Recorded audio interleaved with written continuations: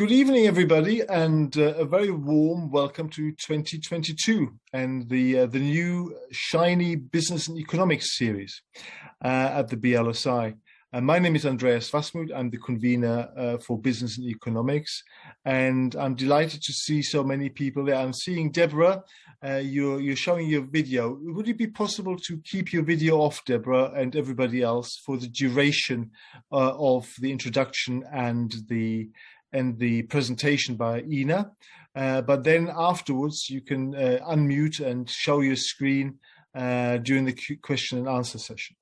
So really, as far as the etiquette of Q&A is concerned, it's really straightforward. You can ask questions in one of three ways. You can either raise your hand, like I've just done. You can raise your hand in Zoom, and I shall pick you out, and you can ask a question. Alternatively, and the third way is to put your question in the chat room, and then I can pick you up. For those of you who are not yet in the BLSI Business and Economics email list, if you feel you would like to have information on the kind of things we do on a monthly basis, then I would suggest that you put your email address in the chat room, addressed to me, and that's the BLSI Zoom, and then I can pick it up and I can send you basically monthly updates in terms of what we're up to. Okay, well, without further ado, we come to the highlight of today, and I'm delighted to welcome Iina Ikonen, Dr. Iina Ikonen, from a lecturer at the Management at Marketing and Business and Society at the Center for Business, Organization and Society. That's a bit of a mouthful, at Bath University. Iina got her Bachelor's of Science in Economics and Business at the University of Turku. She's then got her Master's of Science at Stockholm School of Economics, and she got her doctor's, her PhD in marketing from the University of Amsterdam. And Iina is here today to talk to us about marketing's influence on consumer well-being, and especially in terms of food, and how we can, I suppose, lead better and healthier lives. So I'm sure this is a very timely reminder for us all to kickstart 2022 in a much more healthy way than we ended 2021. So without further ado, I hand over to Iina. Iina, welcome to the BLSI. Thank you, and thank you so much for having me. Let me just share my slides quickly, and then indeed that's what I will be talking about today, is about how marketing might be used to help the obesity crisis. Most of you have known or have seen in the news or wherever that obesity rates are growing. I'll get back to some not very recent figures, but relatively recent figures from the UK, but basically all across the globe, especially in the Western countries, obesity rates are rising very quickly, and that means has a lot of consequences, not only to people themselves in terms of health consequences, but also in terms of kind of an economic burden on those countries and healthcare systems. And I personally believe that we can use marketing tactics to some part, at least, to alleviate the problem. I'll get back all the way in the end. I don't think that that's the only solution, but there's certainly a lot we can use from marketing to at least help to some extent. But before I get started, I wanted to quickly introduce myself. Andreas already told you about my education. As most recent, indeed, I have my PhD from the Vrije Universiteit in Amsterdam, and in my PhD I studied how marketing actions at the point of purchase, so at the point that consumers are choosing which food items to buy at the grocery store, how those kinds of marketing actions influence consumers' choice for healthy or less healthy foods. And so at the moment I am a lecturer in marketing at the University of Bath, And before that, I've worked as a marketing consultant and a media analyst. A part of why I started this research is because when I was working as a media analyst, one of my tasks was to investigate how consumers were writing online about sugar. And I noticed that a lot of consumers were either thinking that you really don't need to care about how much sugar you eat, whereas a lot of other consumers seem to have this mindset that even eating a banana was bad because it contained sugar. And so the kind of mindset of people is very, very easily polarized when we talk about food. And that's what makes it very interesting to study from a consumer behavior perspective. So in more broader terms, my research is about how retail marketing actions influence consumer well-being. And in this case, especially in terms of consumer health, but I also look at more kind of psychological well-being, for example, in terms of body satisfaction. Beyond work, I try to run mainly because I think we need to do exercise to be healthy. But I'm very slow and I don't particularly enjoy it. Sometimes I do, sometimes I don't. I much prefer sitting on the sofa and knitting, but unfortunately knitting is not going to make me physically as healthy as I should be. So I try running. I also have a dog at home. But as I mentioned, I'm very much aware that knowledge is not the same as behavior. So based on my research, I also know very well what I should do to be healthier. A lot of the time, I don't end up acting in that way.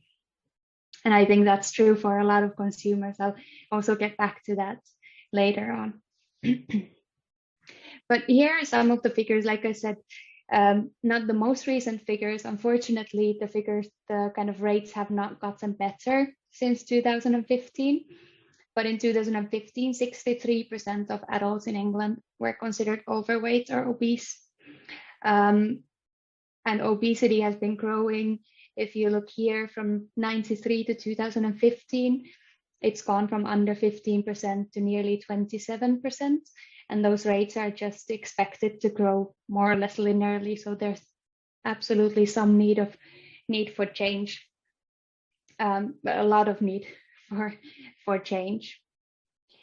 But when I mentioned that I think that we can use marketing tactics to promote healthier diets and healthier eating, many of you might have already thought about brands like McDonald's or Burger King or any of the brands selling crisps or chocolates, how much advertising and promotion and all kinds of marketing things they do to in fact sell unhealthy foods. And you're not the only ones who think that marketing might have a negative impact on consumer health, especially in the recent years, since we know that the COVID pandemic has been quite a lot harsher for those who are overweight or obese, or at least has the chance to be so. There has been a lot of talk about the topic, and some of the actions that have been proposed is that in the UK, for example, you should not be able to advertise or market junk food to children. It's quite common to have unhealthy food advertisements in between children's TV shows. That's supposed to be banned. There's also a lot of research showing that actually unhealthy food is maybe cheaper, so it might just not be possible for some consumers to eat more healthy. And so simply saying eat more healthily might not be possible for everyone. There's also been talk about making sure that we can sell 2 for the price of 1 of crisps or chocolates or whatever unhealthy foods, and that's supposed to be banned soon as well. So certainly all of these kinds of marketing tactics, I'll get back to how I define marketing for the purpose of this, but pricing and promotion and advertising are all aspects of marketing, and they can certainly have a negative impact on consumers' choice. Especially since we know that a lot of people consume food outside of the home and are especially kind of prone to these kinds of marketing and promotional actions. When we make our food choice outside of the home, whether it is in the retail store, but or in the restaurant, we're very much influenced by the things that we see there. And most of those things can be grouped under marketing tactics or marketing strategies. So for the purpose of how I look at this topic, I define marketing in a very broad sense. This is just one example of a marketing definition that says marketing is the activity, set of institutions and processes for creating, communicating, delivering, and exchanging offerings that have value for customers, clients, partners, and society at large. So basically using different kinds of tools to bring value to customers by the things that you're selling or offering to the markets. If you have been to a kind of basic marketing class, principles of marketing or marketing 101, this slide is very familiar to you. So basically we're talking about the 4 P's of the marketing mix. That refers to products, place, price, and promotion. And all of these 4 parts are decisions that a company can make that in the broader sense will be considered marketing decisions, but how to bring that offering to the market.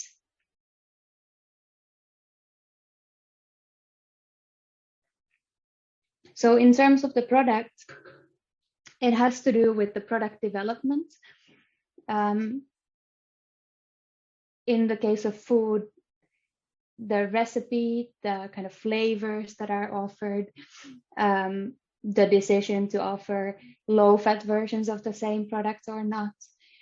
It also has to do with how the product is packaged, in what way is it sold to the customer. Place refers to where the customer can buy the products, whether it's about where the specific retail stores are. You could think about Whole Foods being typically only available in kind of more affluent neighborhoods, on kind of London high streets in very few exclusive locations, or a McDonald's that seems to be always around the corner, especially on the way when you're driving somewhere, very quick, convenient, and basically all over the place. It can also have refer to kind of where products are placed in a store.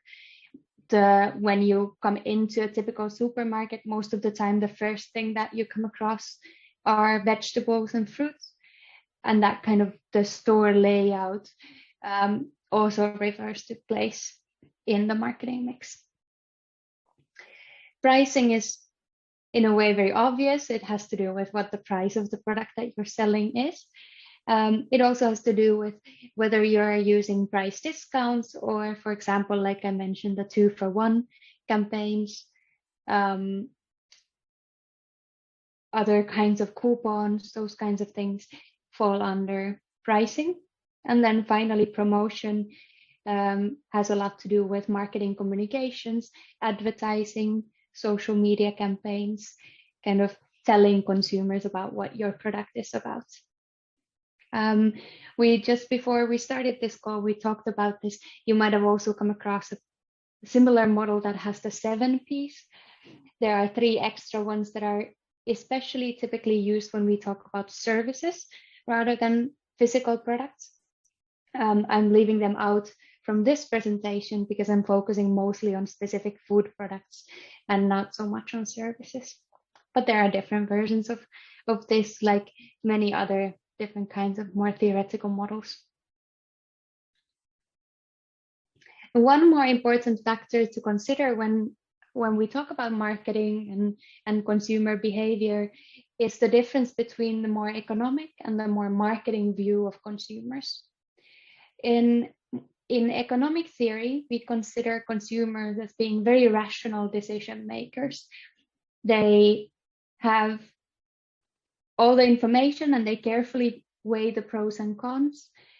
They should be willing to take time to gather all the information if they don't have all of it immediately there, and really look at all the different options that are out there in the market and make the best possible decision based on the information that they have.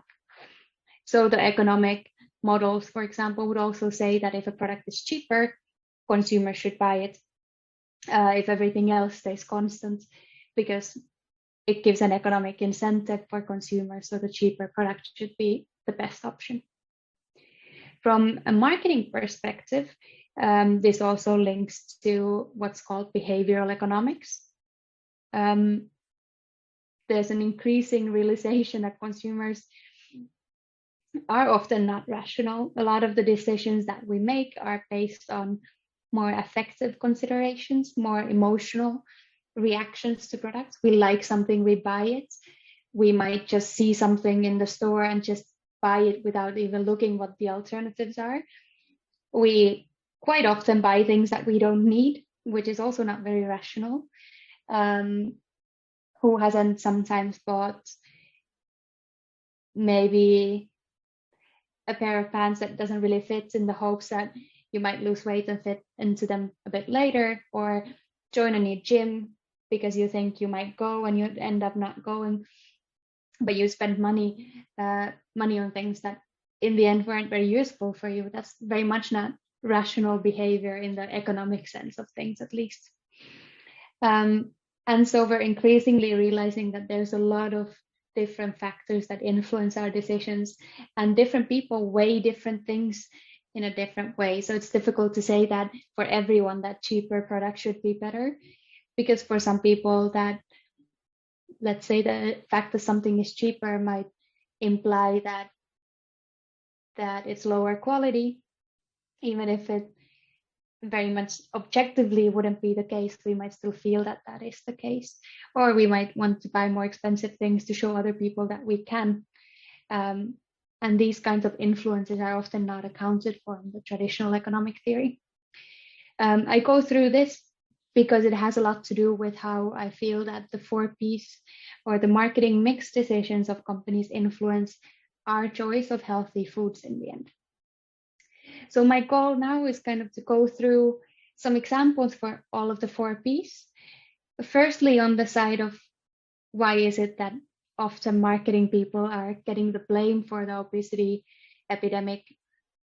To some parts, probably for a good reason. To some part, it might be overextending things, but I'll show you some of the kind of negatives that relate to these 4Ps.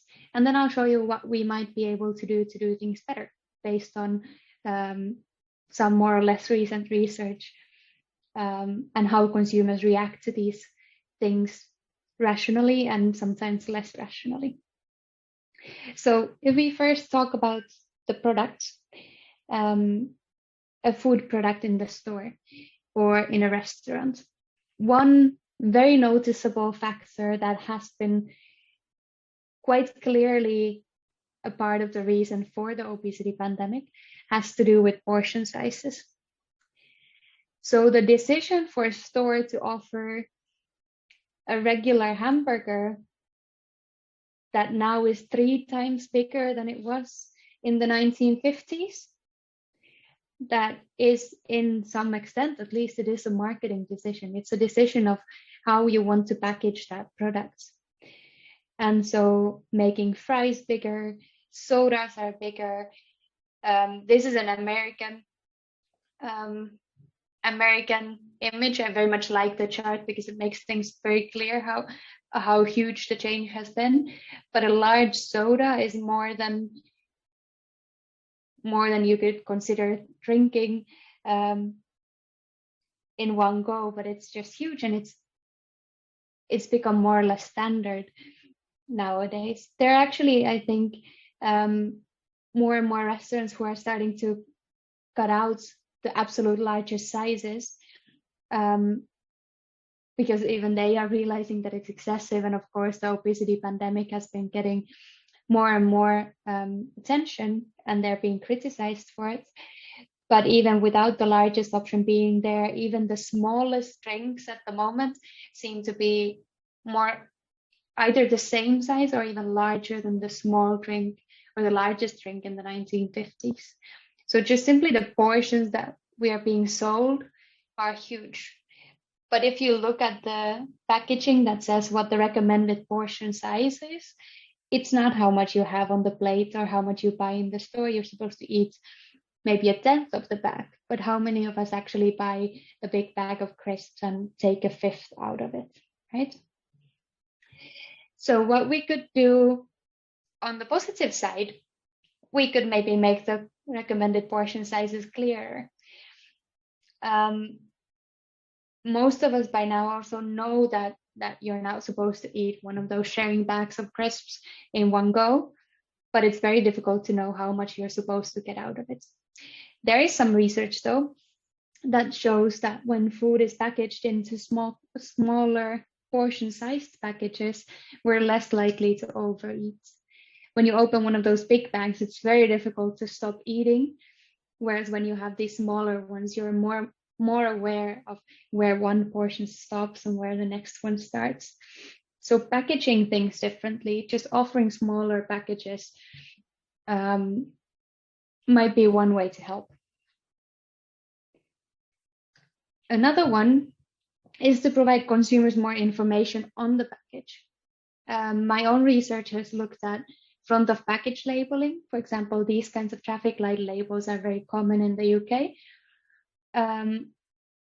Telling consumers whether a product is relatively good or relatively bad might already help them a lot. Some of the issue is that consumers simply don't know. It's difficult to figure out when you buy a bag of bread whether it's actually high in salt or not.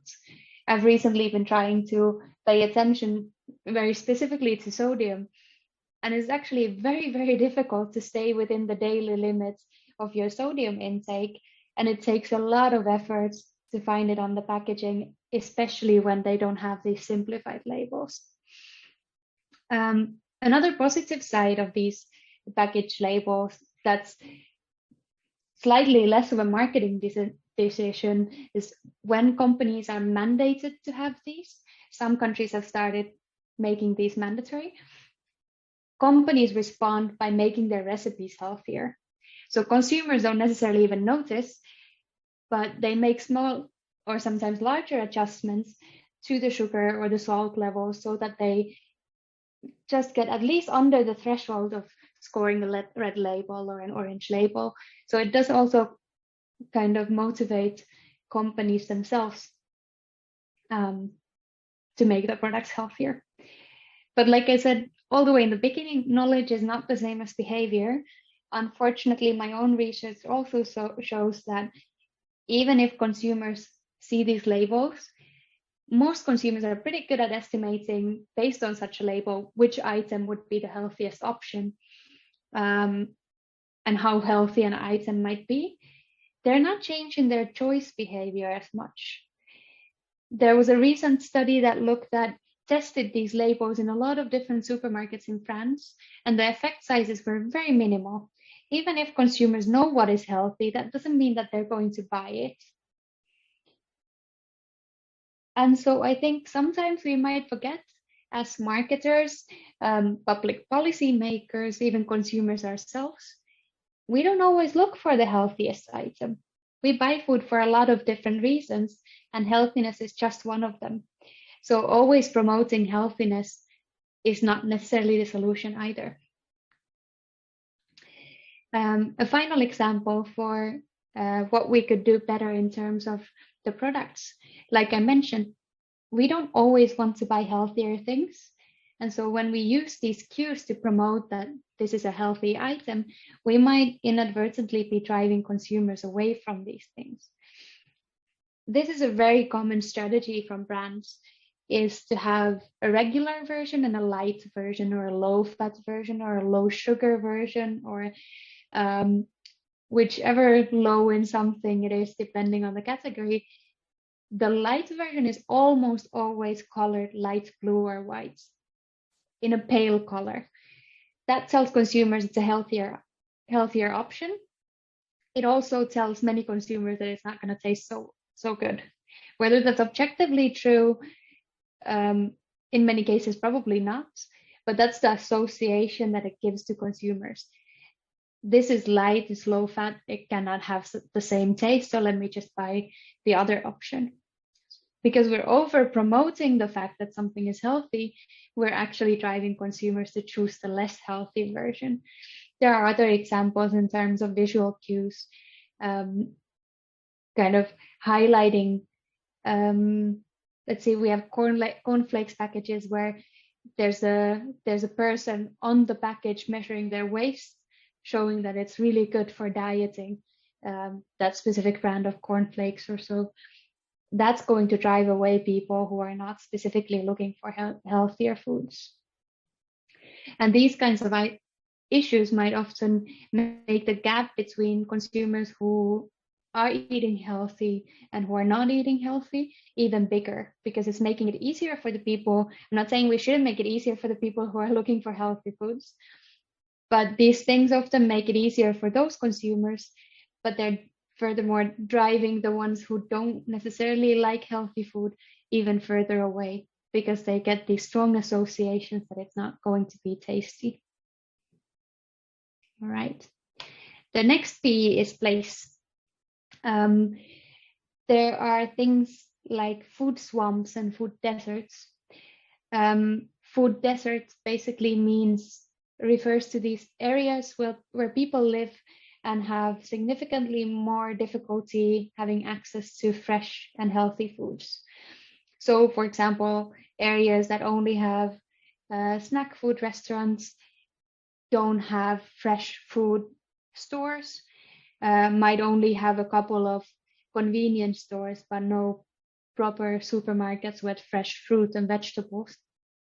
Food swamps then are focused more on unhealthy food. So there's an abundance of unhealthy junk food available and maybe less of the healthy options, but especially more of the junk foods. And actually, this recent paper finds that areas with especially much junk food available are quite predictive of obesity rates, more so than areas that lack access to healthy foods. So making it easy to access junk food is going to make consumers more likely to eat it, regardless if they would be able to have a healthier alternative. We do tend to have this more or less innate tendency to eat unhealthy foods. High fat, high sugar, high salt foods are very rewarding, and they trigger impulse purchases. And so when those are available, very easily consumers choose those over healthier options. So in terms of place, what we could do better, I'll make a small jump here. I'll focus more on the retail environment, how we could place products in the retail environment to do better. And here I refer to nudge theory. Nudge is basically something in the choice architecture. So how the choice setup looks like for consumers. I'll give you examples in a bit. That alters people's behavior in a predictable way without forbidding any options or significantly changing their economic incentives. To count as a mere nudge, the intervention must be easy and cheap to avoid. Nudges are not mandates. So as an example here, putting fruit at eye level counts as a nudge. When you see fruits more easily, you're more likely to pick it up. However, banning junk food does not count as a nudge because it limits consumers' options. It means that consumers are not able to choose what they want. Nudging means simply making the healthier option the easier one to choose. So when it's at eye level, you're more likely to grasp that than to really look around for the unhealthy alternative, just as an example. And nudging is, in terms of place, especially important for driving healthier choices in the supermarkets. Some examples here, more and more grocery stores, kind of traditionally, when you go to the checkout at the grocery store, there's this on top of the, how's it called? The belt where you put your groceries. On top of it, you see this kind of wall of chocolates and all kinds of unhealthy snacks and things that you can just at last minute as an impulse buy. And like I said, we're very good at buying unhealthy things on impulse. more and more stores are now putting fruits and vegetables at the checkouts. If you realize you want a small snack, why not buy an apple instead of the chocolate bar? And it seems pretty effective. Also, consumers are not going to go back all the way to the other end of the supermarket to get that chocolate bar if they're already at the checkout. So just moving them to a different place, it doesn't forbid them from buying chocolate if they want chocolate. I also personally think that sometimes we're going to be much happier and better off when we just buy the chocolates than try to avoid it.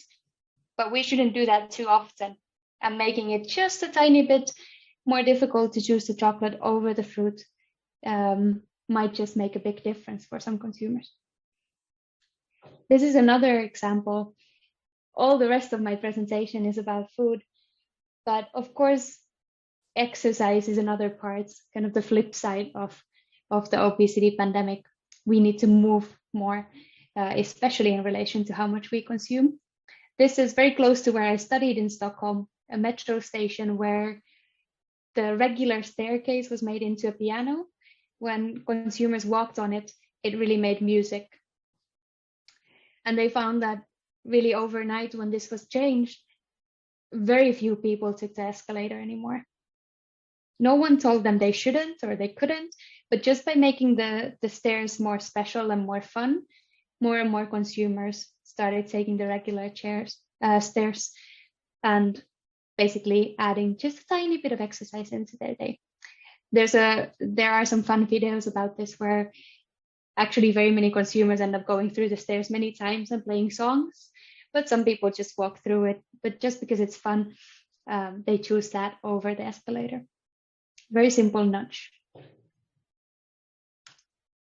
Alrighty. Then we get to price, the third P. Pricing, again, like I said, it seems very logical. When the price is higher, consumers don't buy it. And so, like I mentioned in the beginning, because a healthy diet seems very expensive for many consumers, they won't eat healthily. And that might have very little to do with whether they want to eat healthy or not. If you don't have the means to do so, it's very difficult. There is quite a lot of research, though, that eating healthy doesn't have to be more expensive, but of course you need to know what you need to buy to make ends meet.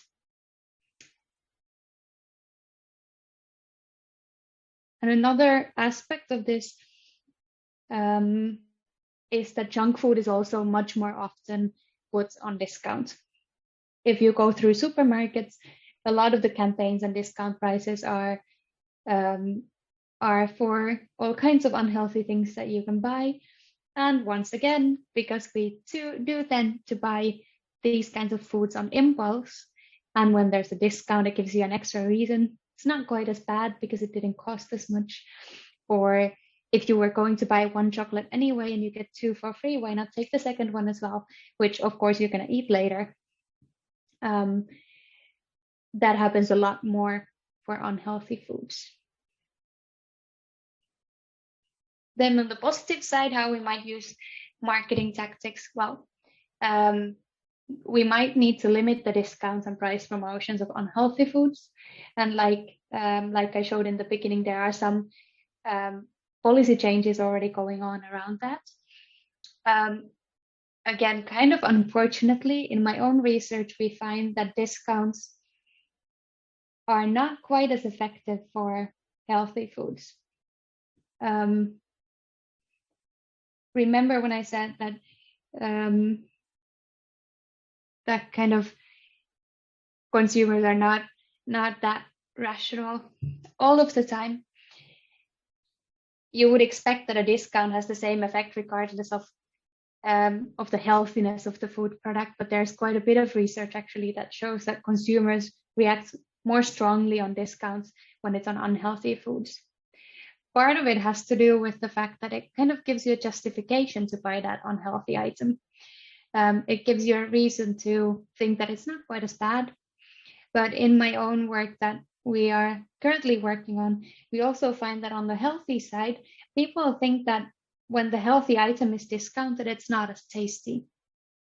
It's not going to taste as good as it would when it was on full price. On the other hand, we find that for unhealthy foods, people think that it's even tastier because they have a good extra reason to buy it, and it's tasty and it's great. Healthy items on discount are kind of, it doesn't really fit that mindset of being rational and eating healthy.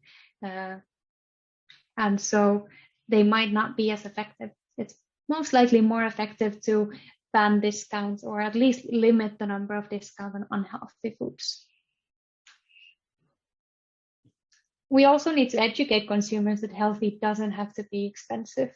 Of course, that's a bit difficult at times, but consumers in more general terms have this healthy equals expensive intuition. Even in situations where it's not true, consumers expect that the more expensive something is, the more healthy it is, and the other way around. And sometimes we might not even look at the price because we see something that we think that's very healthy, so I'm not going to be able to afford it. We need to tell consumers that that's not necessarily the case.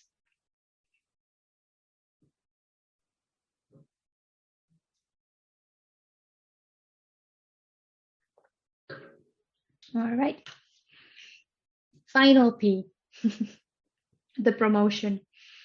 If you look at this Whopper advertisement, it's pretty great. The burger looks very tasty. I'm sorry if someone's very hungry.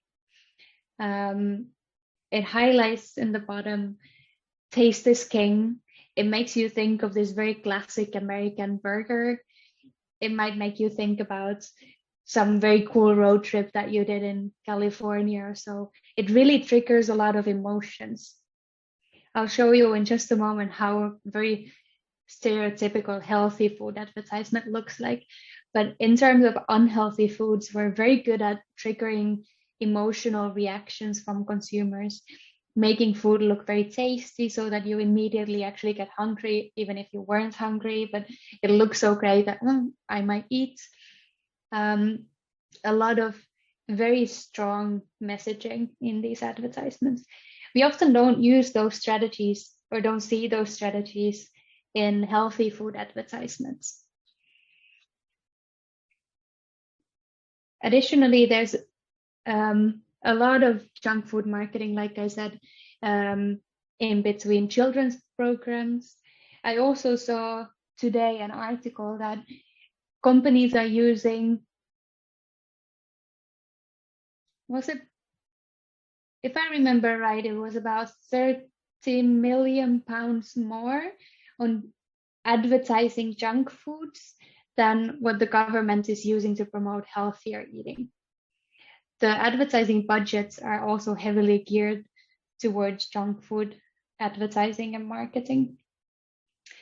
And it's very difficult to catch up, especially because, like I said, we do have an innate tendency a lot of the time to want these foods. And so promoting healthier foods a lot of the time is more difficult. So what I think that we could do is remember that most consumers want tasty food. Even if you're buying healthy food, it's not like you're going to purposefully buy food that is not tasty. So we need to make sure that we make healthy food seem tastier to consumers. Consumers also, in addition to thinking that healthy food is more expensive, which is not helpful at all in promoting healthier diets, a lot of us also have this intuition that unhealthy food is much tastier than healthy food. And it seems, to me at least, that a lot of companies and marketers kind of buy into this. We advertise healthy food as being healthy, and then we advertise unhealthy food as being tasty, as if healthy food could not be tasty. Sometimes we might need to forget that the healthy food is healthy and just promote it for the other aspects of it.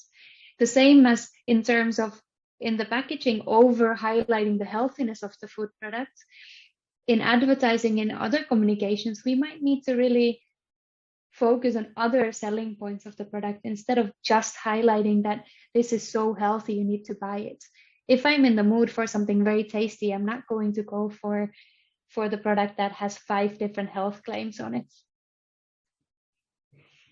But here you go. This is a very stereotypical health food advertisements. This is a very extreme example, but if you look at some cornflakes brands, for example, you might see 6 or even more different claims about this strengthens your immunity, this has whole grain, low sugar, low fat, low carbs, anything you can imagine, high in fiber in the same product. And they are overselling the healthiness aspect so much that many consumers would think by the time that they read all of those claims that, yeah, but that's not going to taste like I want it to taste, I'm going to choose the other option. And so we're in terms of healthy foods, we're often focusing on the rational aspects of it. The same as I said with the front of package labeling, we're giving people more and more information. And buy this because it's healthy, and it's healthy because of all of these reasons. And here you go, here are all the statistics about how many carbs and how much fat and how many grams of salt and sugar it has. And now that you know all of this, don't you want to buy it?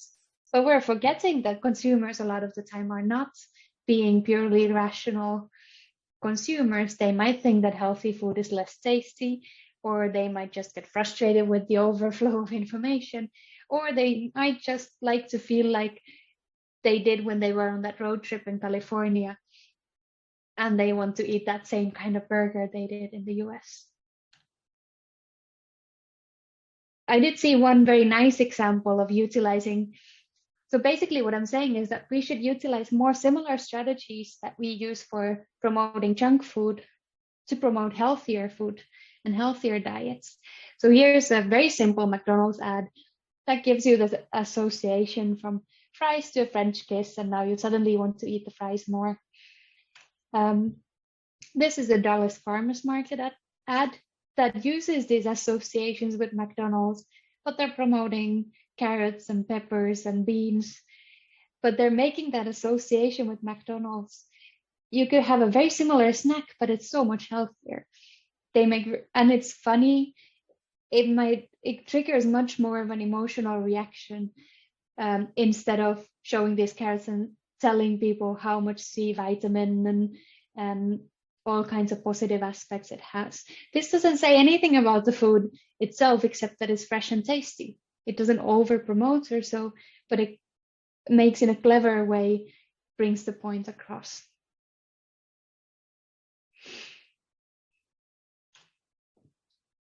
So just kind of as a conclusion, how do I think that marketing can help?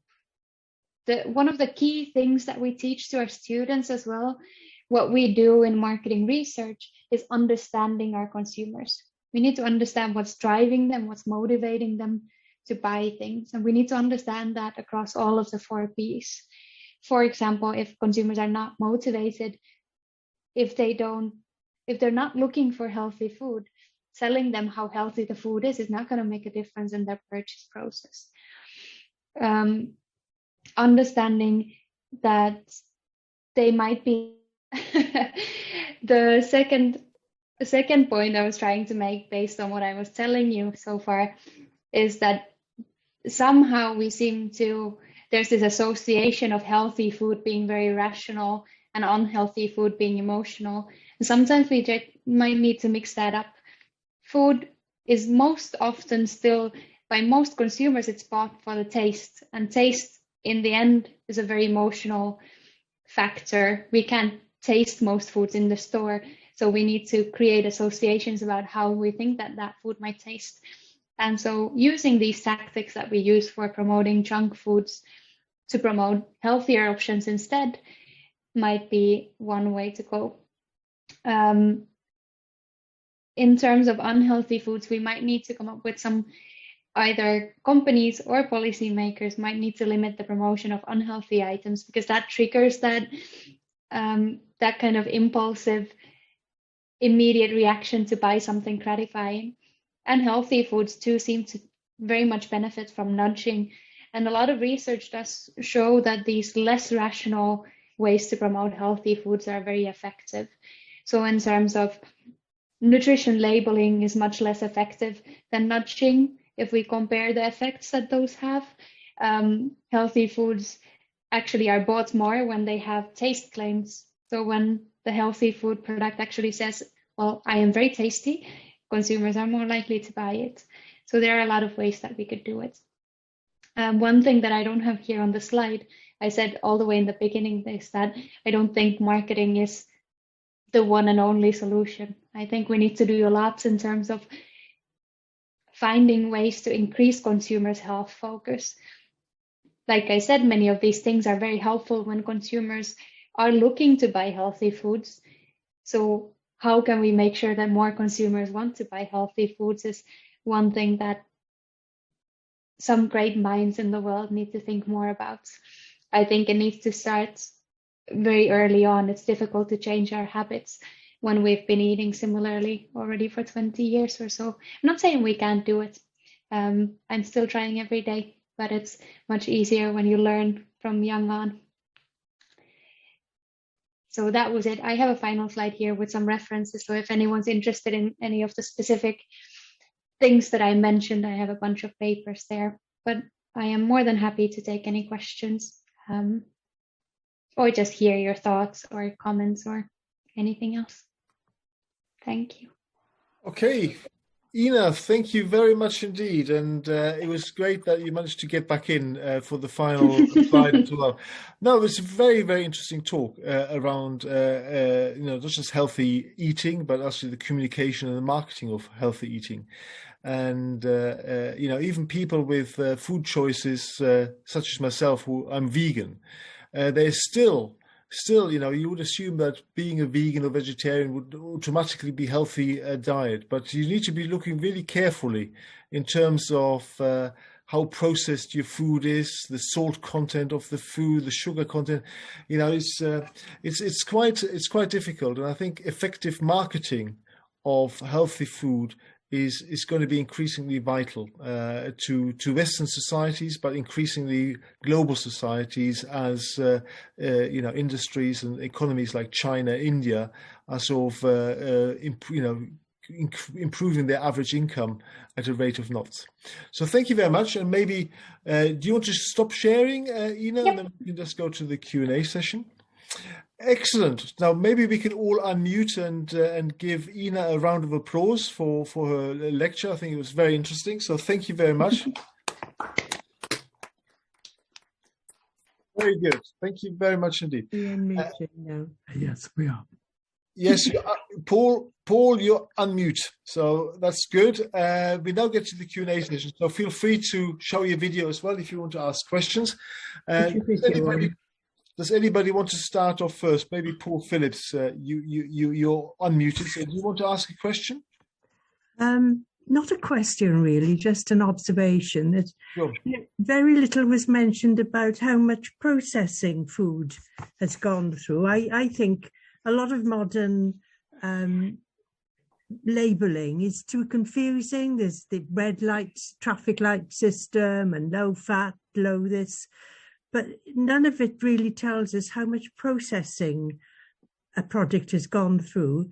And if more emphasis perhaps was placed on that, and perhaps the glycemic index, which has a great bearing on our metabolism, and simplify the whole thing, then maybe people will find that easier to understand.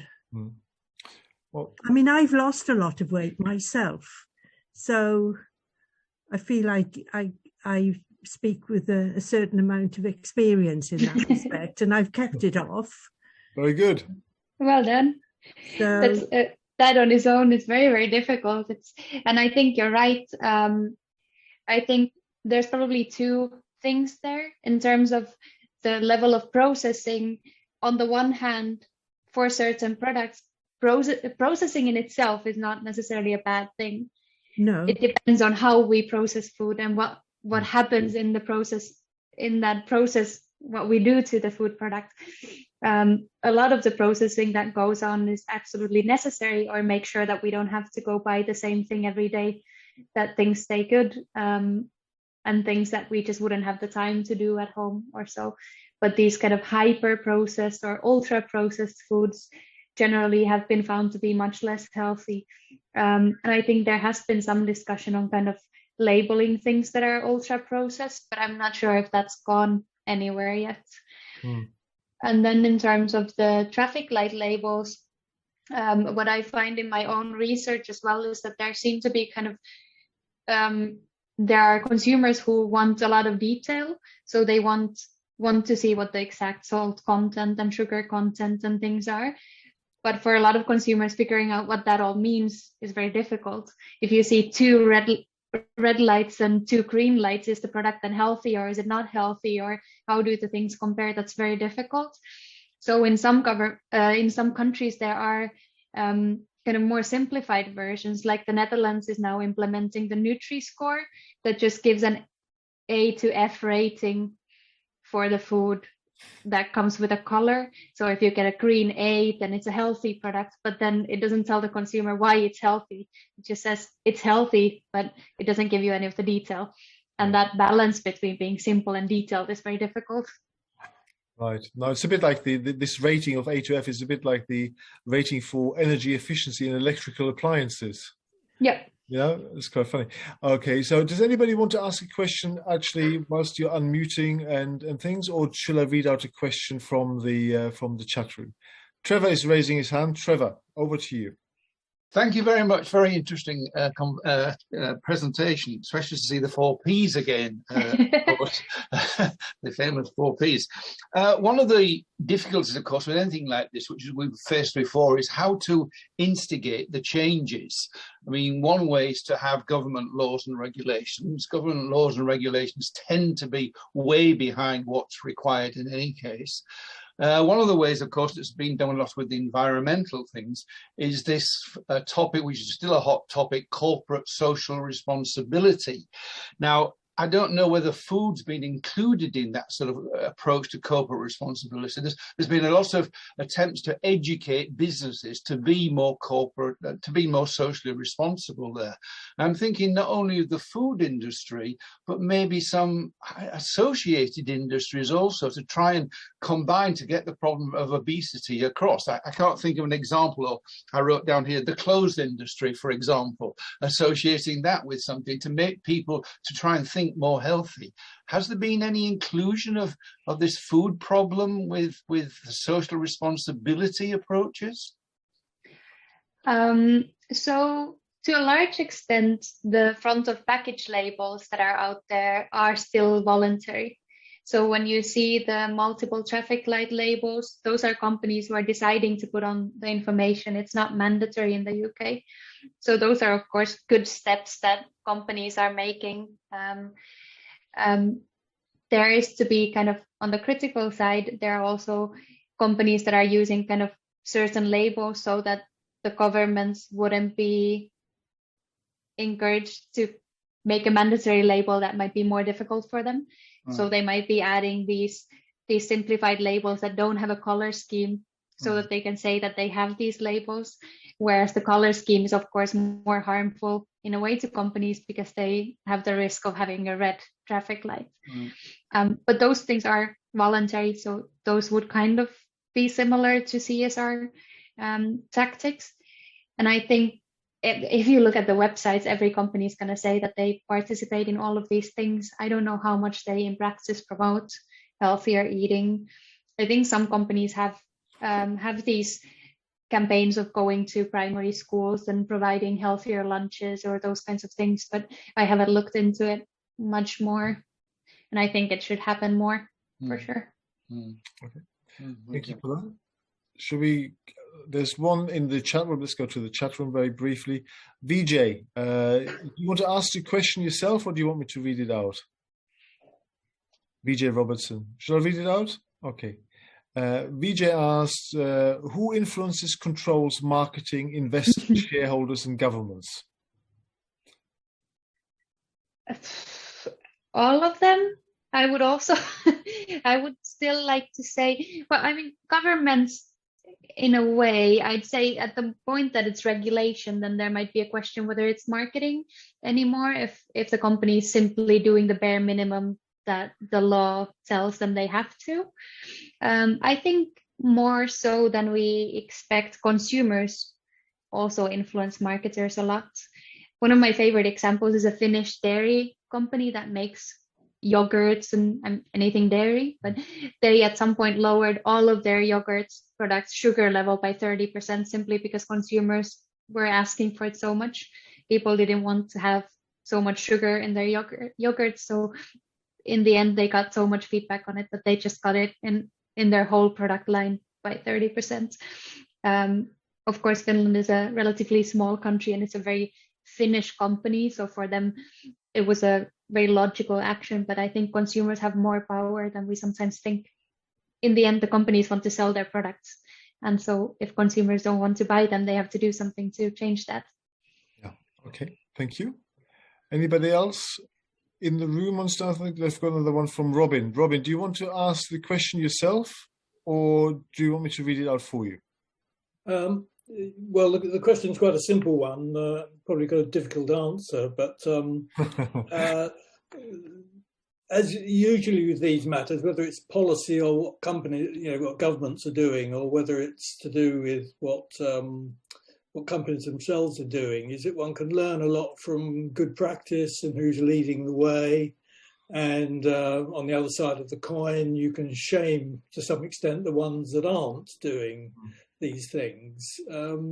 What sort of picture do you see? I mean, sitting in the UK, I mean, how's the UK doing? How are UK companies doing, say, compared to Dutch companies or Scandinavian companies? Or you get my drift. Yeah. So in terms of the most kind of stricter governmental actions seem to be happening in kind of Central and Latin America. I think, for example, Chile was one of the first ones that implemented mandatory warning labels. So they have negative labels for these black big things that are mandatory on packaging if the product is high on saturated fats, sugar, sodium, or calories. If it's high in all, they get 4 of those black things on the package. That kind of thing, for example, in the US is never going to go through. The US has very little in terms of the companies are using front of package labels, but the industry seems to have a very strong influence on these kinds of guidelines. So I would be very hesitant to imagine that there's going to be any mandatory labeling in the US. I think the UK could be doing better, but I think given that doesn't seem to be mandatory labeling, a lot of companies are labeling things, which I think is good to see, and they are using traffic light labels instead of just the simplest possible format, which I think at least is kind of a step forward as well. But there's room for a lot more, especially the lunch pack deals that are super cheap and always come with crisps are something that you easily notice when you move from abroad. Okay, thank you. I've got a very simple question, and that is, why is healthy food packaging so boring and plain compared to unhealthy food, colors, vibrancies, messaging galore? I mean, surely people who produce healthy food actually want to sell it. You would imagine. I have very little actual factual information on this, but I would imagine that at the point that the first properly healthy brands have come to the markets, I mean, they've always been there, but at some point someone's realized that that's their selling point. They're selling something that's much healthier than the alternatives. And at that point, it's probably been a very good thing to stand apart, highlight that this is a healthy option, because it's probably been one of the few. When everyone does that, it doesn't stand apart, it just creates this division between healthy and unhealthy. But it's also difficult to package a healthy item in, say, in a black, very fancy package and then make people believe that it's healthy. So I think companies might be afraid that they're then driving away the consumers who buy the brand because it is healthy. So you kind of get in this cycle, I think. Okay. But yeah, I wish we did that saw that more. Okay, thank you very much, Iina. Is there anybody else who wants to ask a question? Donna. Hi, so I was going to come in with a slightly different perspective, because although I live in Bath, I actually lead a housing association based in Oldham in Greater Manchester, where obesity rates are some of the highest in the country. And so some of the work we're doing there is around linking it to the health inequalities agenda and the campaigns to education and health. So I was interested to come on tonight to try and just, get a different perspective and to look at this problem through a different lens. So thank you, Iina, I really enjoyed that. And I think one of the things that I hear people say is around convenience. And so, just thinking about the way food is packaged and presented around that convenience, and people just feeling, although we've got all of these time-saving devices, none of us have got any time, have we? And I think that's one of the biggest pressures as well, that people just feel they haven't got time to, they don't know how to cook and they haven't got time to cook. And that's certainly one of the biggest pressures that we find. Yeah, for sure. And I think the educating consumers is absolutely very important. I think at the point that we're reaching them in the supermarket, we can make small changes, but it's too late for to try and change kind of patterns or habits. I think something has to happen much earlier before people come across the product in the store.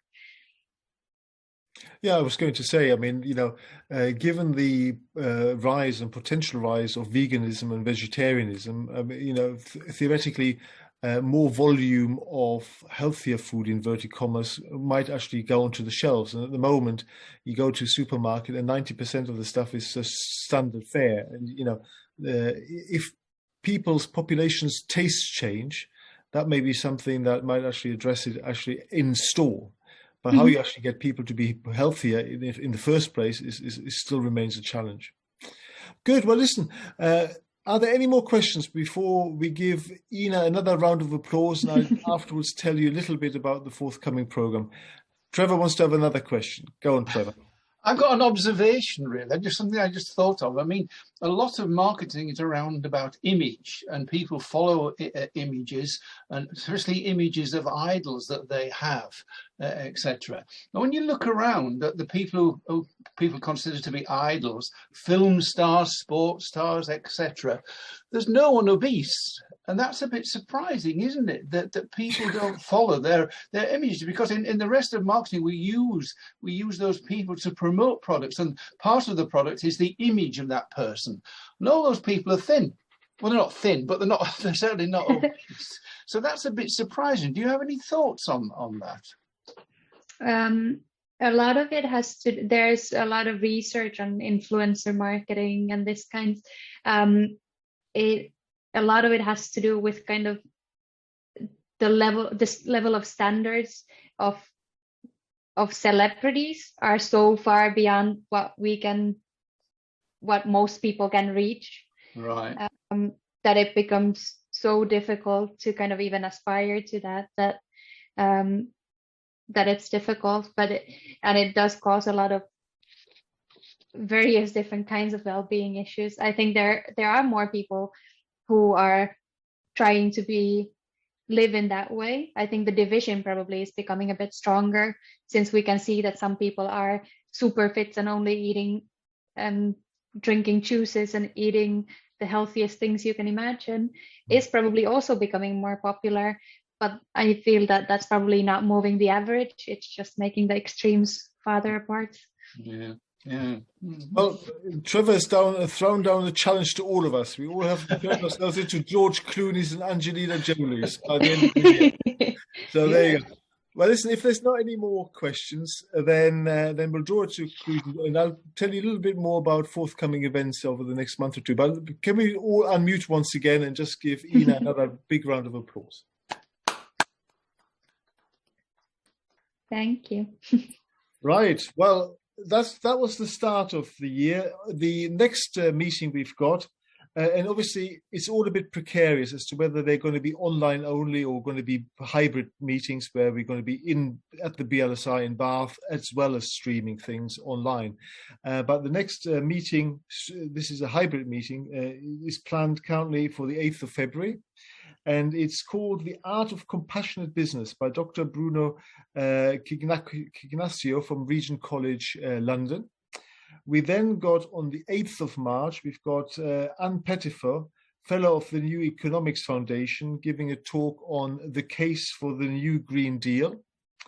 And then in April, we've got writer and author Georg Kell from Arabesque Partners, giving a Zoom lecture from the United States, from New York, and on the topic of sustainable investing. So those are the next three months. I hope you enjoyed this one, and I hope you enjoyed the business and economics series as a whole. And I hope to see you in February on the 8th. And in the meantime, as I always end with these lectures, is stay healthy, stay safe, and most importantly, stay sane. All the very best. Bye-bye. See you next time. Thank you. Bye.